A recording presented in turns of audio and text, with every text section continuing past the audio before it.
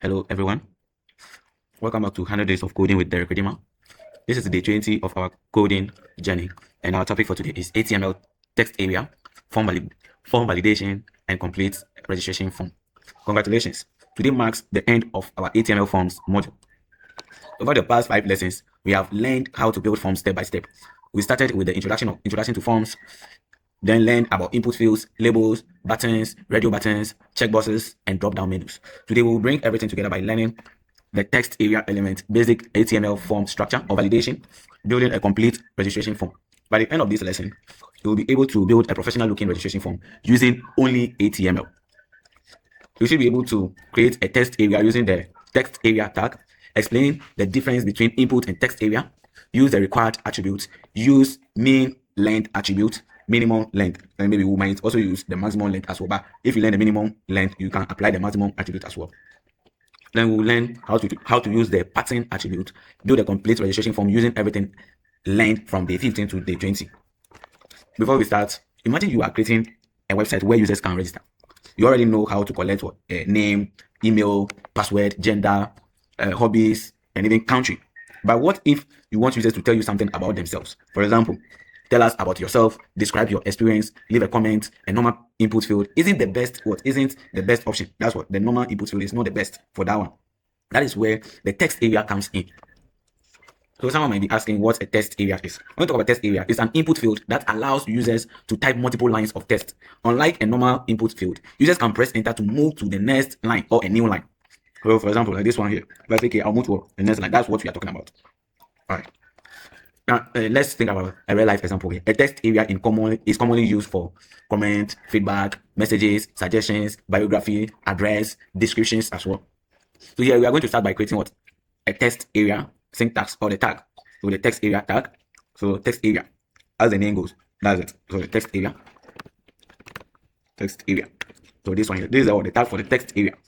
This is a tag for the text of, sorry. This is a tag for text area. So let's say this message is not there. Let me create this one from here.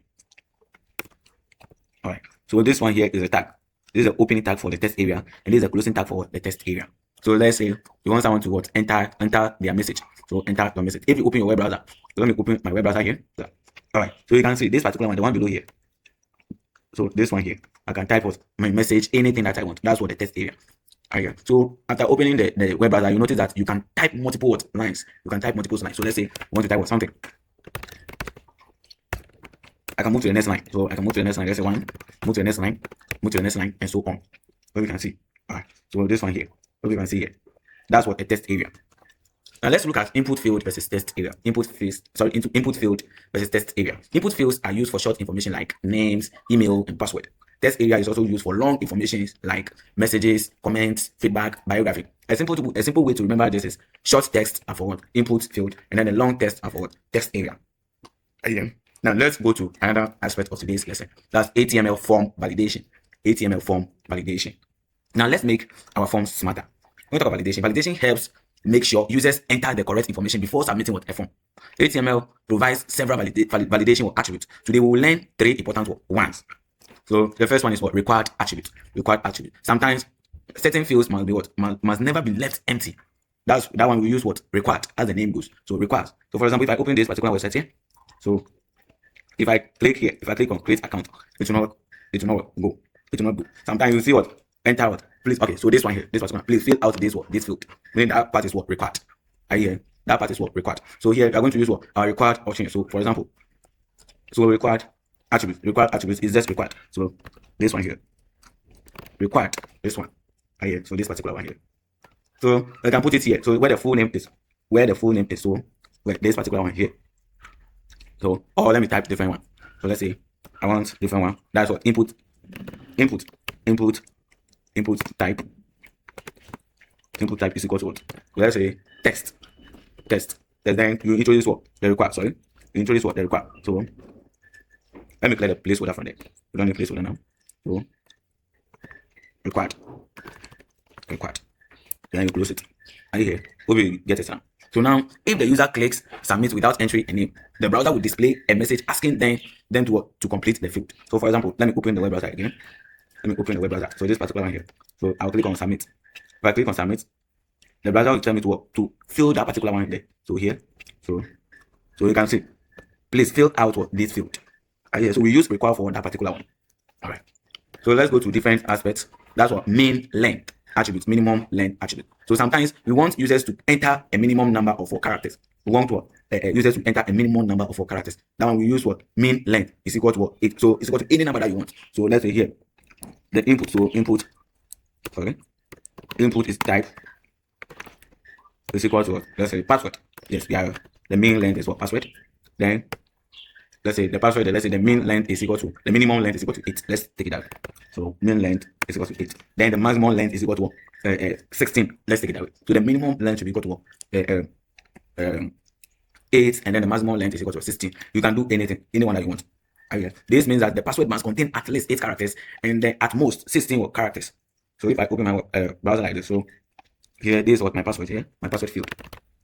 So now you can see the browser is showing me that please lengthen this text to 8 characters or more. We are currently using 6 characters. Hope you can see that. All right. Then we also have pattern attribute. Pattern attribute. The pattern attribute allows us to define rules for what users can enter. For what users can enter. So for example, let me type the same input. So type is equal to this password. So password. Then we have a pattern. So pattern.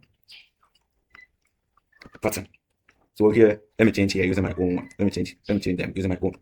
So I will change here. So here I will change here question mark. Then let's say equal to.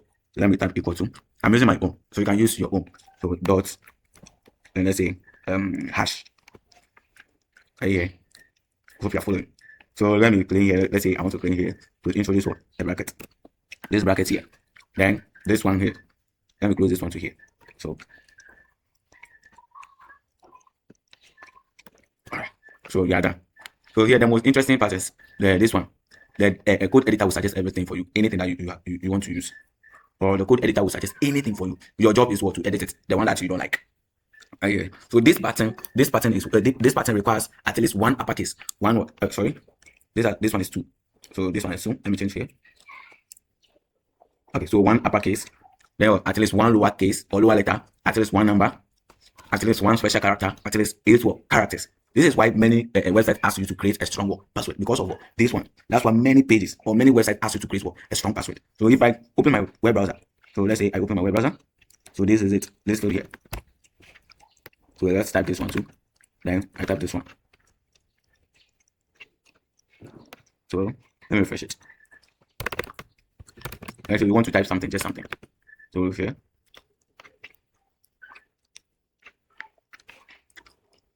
Alright. Now, browser validation.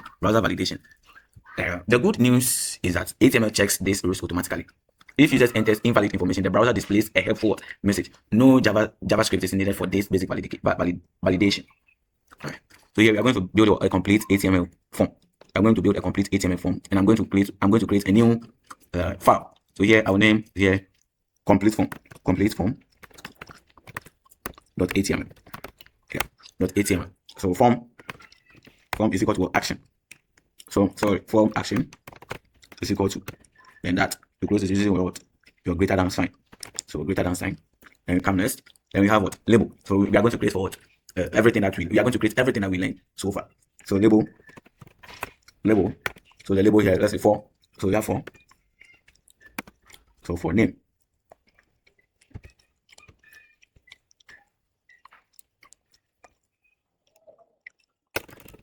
So name.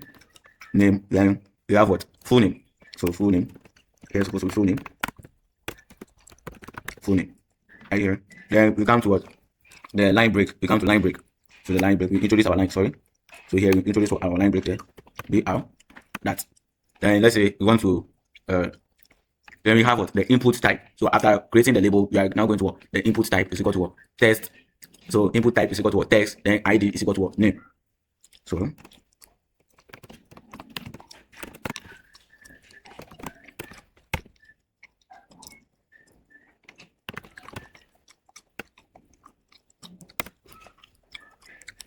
So this one we have it here.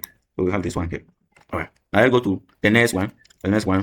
let's say that one we want to use we want to create email field. So label.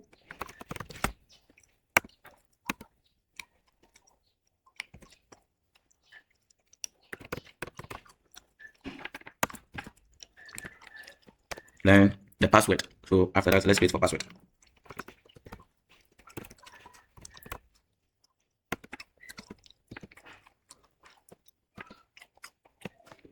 So in the password, we are going to create a main length. So we are going to create a minimum length and so on. So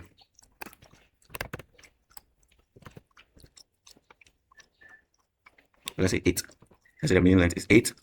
And the pattern. So here we are going to introduce what the pattern.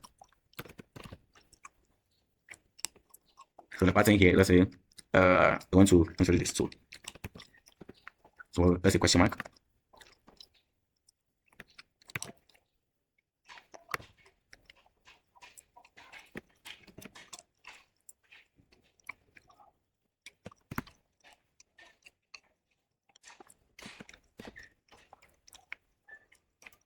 All right, so we are done. We are done with this particular one here. So yeah, let's introduce radio button. Let's introduce radio button here. Let's introduce radio button. So here, let's make it gender. So label gender. So sorry. Then we have what input type. So BR before the input type. So let me introduce BR here.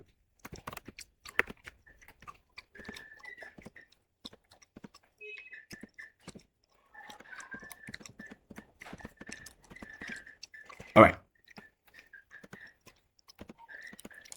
So now we are going to what? Let's introduce our checkboxes. Let's say we want to introduce checkboxes. So checkboxes. In the checkboxes, let's say hobbies. So let's name it the hobbies. So hobbies.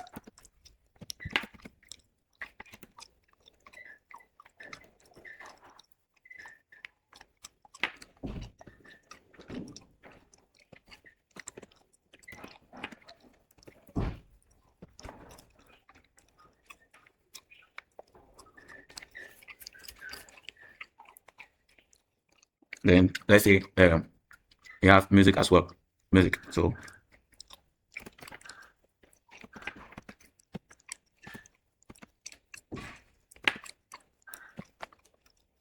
then let's say we will have this one checkboxes. So let's go for checkboxes. Checkboxes.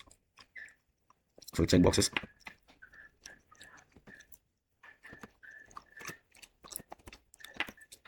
All right. And after the checkboxes, let's also create a text area. Let's create a text area. So text area. So here, let's say we want the user to type what? You want the user to type any message that you want. And here, now we are going to type what? We are going to the submit button. So the submit what button.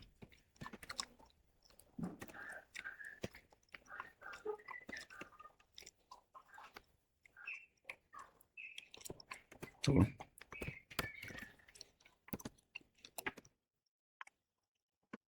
right. And when you are done typing, you open it using what? A live server. Your live server. Open it using what? Your live server. Hope you can see it.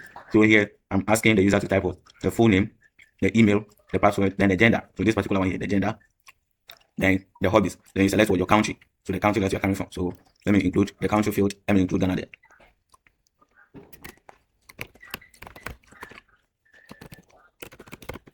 All right. So Ghana will show here. Let me refresh.